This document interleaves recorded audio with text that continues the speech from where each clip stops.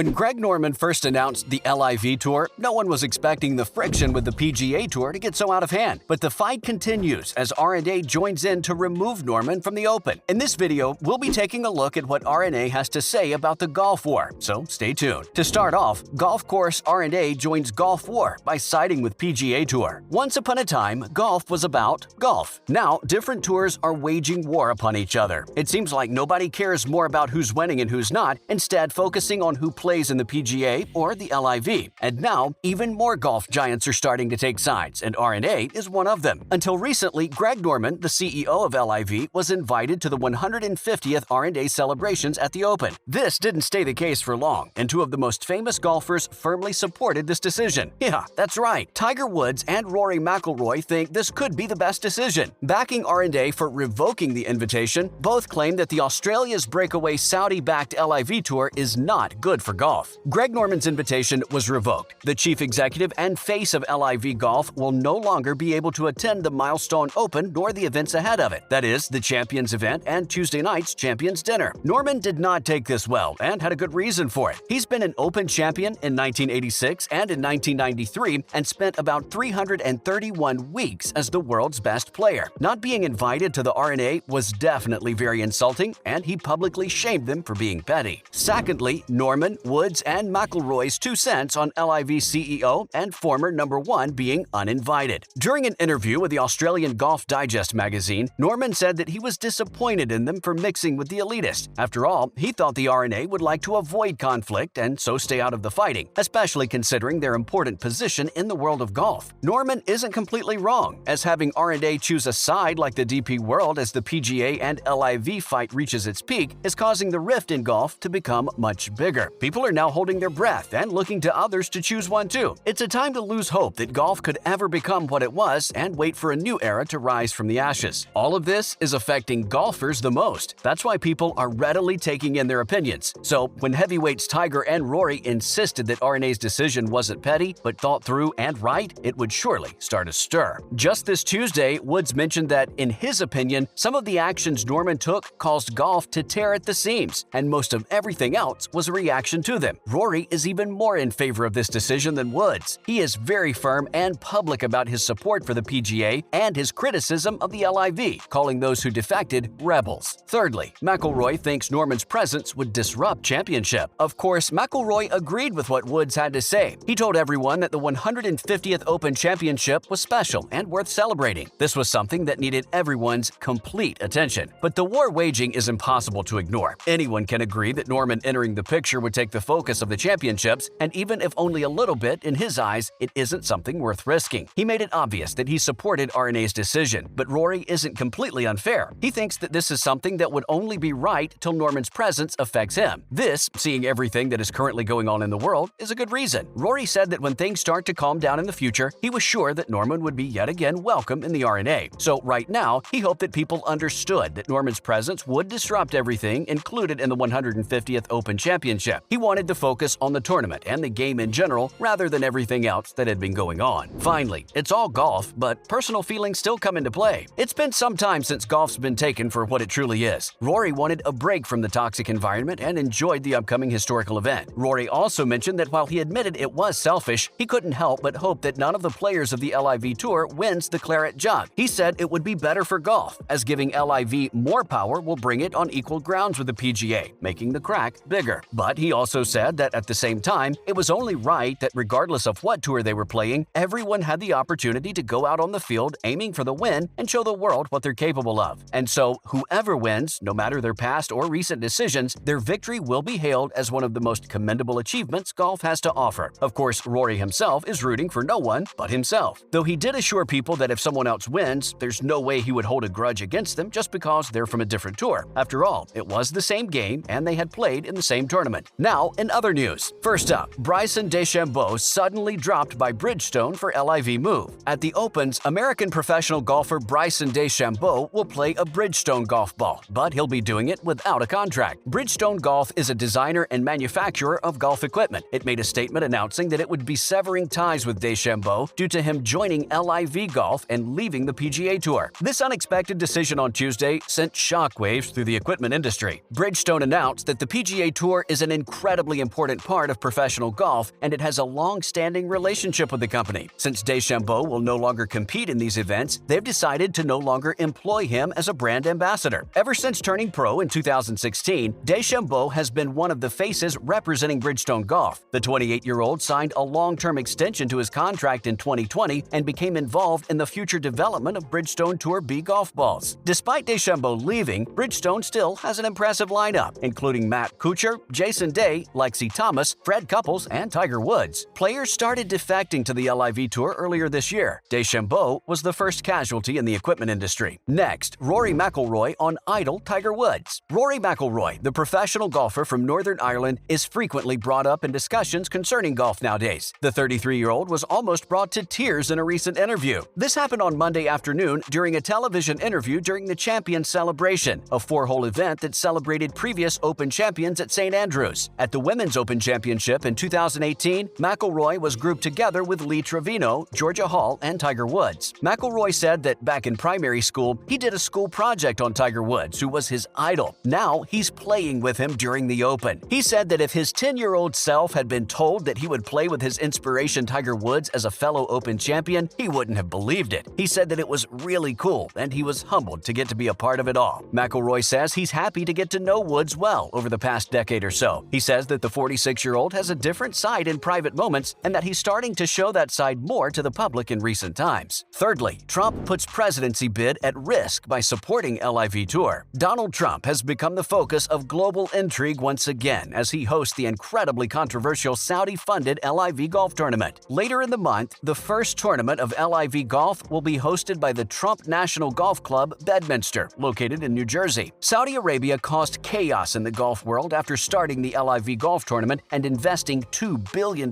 into golf, along with contracts to top players, which add up to $150 million approximately. Dorsal Miami, the Trump National, said that Trump's golf empire will gain millions, a much-needed infusion after it began to financially struggle in 2016 during the time he was running for president. The series will end with a $50 million purse at Trump's trademark Florida golf course in October. The new money will also be advantageous for Trump in the 2024 elections, in which he hopes to make a comeback. LIV Golf posed a major threat to PGA tournaments, so it reacted by suspending the player participating in LIV from playing in its own tournaments. This move landed the tour in the middle of an ongoing antitrust federal investigation. The survivors and families of the 2001 September 11th terror attacks have protested against the LIV because of Saudi Arabia's connection to the hijackers. That's a wrap for this video. Do you think the LIV Tour has a future in golf? Let us know in the comments below. Make sure to give this video a thumbs up and subscribe to our channel for more videos like this. See you in the next one.